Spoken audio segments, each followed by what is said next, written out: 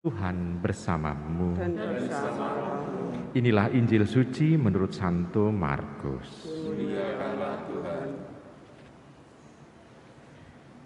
Setelah Yesus bangkit dari antara orang mati, pagi-pagi pada hari pertama minggu itu, ia mula-mula menampakkan dirinya kepada Maria Magdalena. Daripadanya Yesus pernah mengusir 7 setan.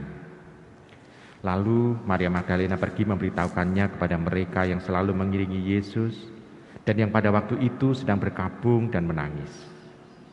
Tetapi ketika mereka mendengar bahwa Yesus hidup dan telah dilihat olehnya, mereka tidak percaya. Sesudah itu Yesus menampakkan diri dalam rupa yang lain kepada 2 orang dari para murid ketika keduanya dalam perjalanan keluar kota. Ketika mereka kembali dan memberitahukannya kepada teman-teman yang lain, kepada mereka pun teman-teman itu tidak percaya. Akhirnya Yesus menampakkan diri kepada ke-11 orang itu. Ketika mereka sedang makan, Yesus mencela ketidakpercayaan dan kedegilan hati mereka. Oleh karena mereka tidak percaya kepada orang-orang yang telah melihat Dia sesudah kebangkitannya. Lalu Yesus berkata kepada mereka, "Pergilah ke seluruh dunia, beritakanlah Injil kepada segala makhluk." Demikianlah sabda Tuhan. Terpujilah Kristus. Ibu, Bapak, Saudari, Saudara terkasih dalam Yesus Tuhan. Memang sulit untuk bisa memahami mengenai kebangkitan. Para murid sulit untuk bisa memahami karena alasannya sederhana sebetulnya. Karena mereka sudah ditanam suatu pemahaman bahwa kalau orang sudah mati, ya sudah, dia kembali ke Tuhan. Atau paling tidak hidup dalam dunia orang mati. Nah, sulit untuk bisa memahami mengenai bahwa Tuhan Yesus itu bangkit. Bahkan 2 kali pewartaan melalui Maria Magdalena dan melalui 2 orang murid yang pergi keluar kota, maksudnya mungkin yang pergi ke Emmaus, yang balik karena mengalami penampakan Tuhan. Mereka sulit. Namun akhirnya Tuhan pun juga tetap sabar untuk mendampingi para murid. Akhirnya menampakkan diri ke 11 murid itu. Dan mereka percaya. Ibu, Bapak, Saudari terkasih dalam Tuhan. Memang untuk bisa memahami secara manusiawi sulit. Tetapi dengan kehadiran Tuhan artinya memahami secara ilahi, mereka baru bisa mengatakan ngeh. Berarti tanda bahwa kalau orang percaya bahwa Tuhan Yesus bangkit, dia sudah mengalami bahwa dia ketemu dengan yang ilahi. Kalau belum, ya berarti memang pikirannya baru pikiran yang manusiawi. Seperti pada saat para rasul diberi warta oleh Maria Magdalena dan juga 2 orang yang pergi ke Emmaus. Berarti dalam menangkap kebangkitan kita tidak bisa menangkap secara manusiawi belaka. Harus ada kata iman di dalamnya.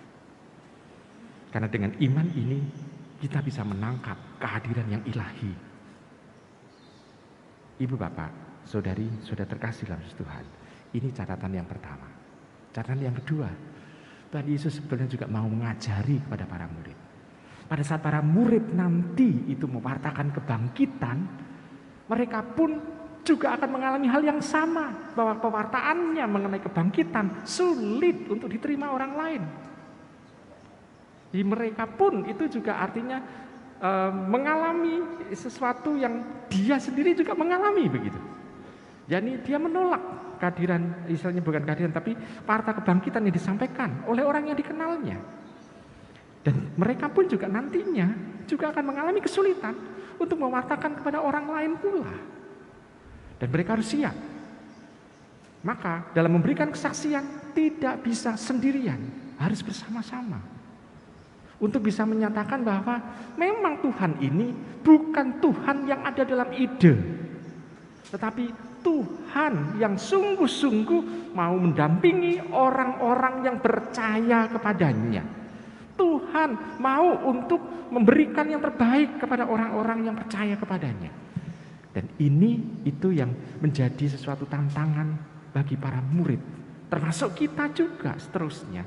Kita akan sulit untuk bisa mewartakan tentang Yesus yang bangkit kepada orang yang sudah mempunyai konsep mengenai ketuhanan yang berbeda dengan kita. Kita akan sulit untuk bisa menjelaskan itu. Apalagi menerima Tuhan menjadi manusia. Ini sulit sekali juga kita jelaskan kepada mereka. Apalagi dengan iman kita bahwa Allah kita adalah Tritunggal Maha Kudus, lebih sulit lagi untuk bisa dijelaskan. Jadi kita sebetulnya disiapkan oleh Tuhan untuk menghadapi kesulitan itu. Namun kita juga bisa melihat dari kesulitan-kesulitan kita itu dalam mewartakan ini juga harus memperlihatkan kesaksian, tidak hanya dengan mulut tetapi juga dengan hidup kita untuk memperkuat kesaksian kita. Jadi hidup kita ini kita abdikan kepada siapa, kita mau ngapain gitu ya. Itu harus memperlihatkan apa yang kita imani sebetulnya. Akan sulit lagi kalau misalnya begini. Kita mengatakan Allah itu maha kasih, tetapi hidup kita malah semena-mena terhadap yang lain. Kita sewenang-wenang kepada yang lain. Orang tidak akan percaya bahwa Allah kita adalah Allah yang penuh kasih, Allah yang maha pengampun.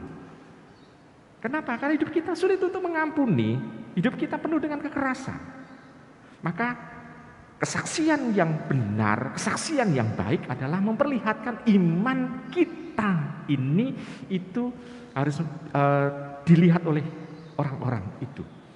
Maka kalau kita mengakui Kristus yang bangkit, maka kita harus memperlihatkan Yesus tidak pernah meninggalkan kita. Maka tidak ada ketakutan. Maka kalau misalnya di rumah sendirian, katanya rumah itu angker, maka harus dibuktikan bahwa kita harus berani, kita tidak sendirian karena ada Tuhan Yesus di sana. Memang kadang-kala memang sulit karena mengkirik terus langsung ya kalau di rumah itu terkenal itu misalnya. Tetapi harus memperlihatkan di situ iman kita akan Tuhan itu bisa kita terapkan di mana saja, kapan saja.